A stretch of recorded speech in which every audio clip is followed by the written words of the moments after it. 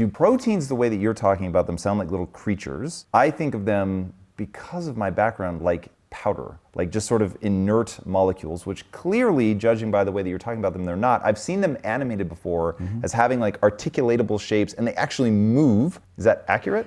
Well, that's essentially it. It's super exciting when you realize that proteins aren't just blobs or powders in the cell. They're actually little machines, like Pac-Man, that go around and they can change the function of other things. They can package the DNA. And what they do is they create chemical reactions that normally would take 1 billion years to happen. This is what an enzyme does. It accelerates reactions. And so we've got about 20,000 different types of enzymes in the body, and they do different things. But what we've discovered over the last 20 years is there are certain types of enzymes that help package the DNA and help with the DNA repair. These are the ones that are doing the ping pong game. And without those, we're screwed.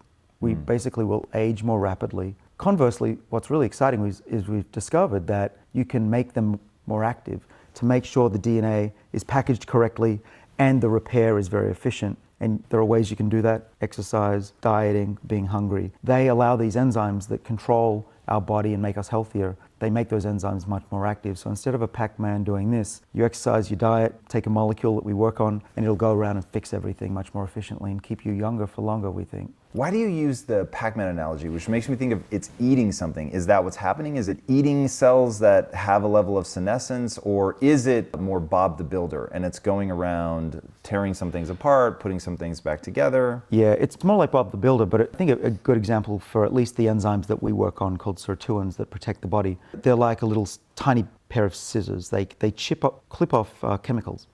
Called acetyls. And in doing so, when they clip off the acetyls off those packaging proteins, the DNA gets more compact. And that's called gene silencing. And over time, as we get older and through this DNA damage process, the sirtuins get inactive, they're distracted by DNA repair, and the packaging of that DNA, that hose spooling, starts to loosen. And now genes that have no business being on in the brain come on, and partly I believe that's why we have these diseases of the brain.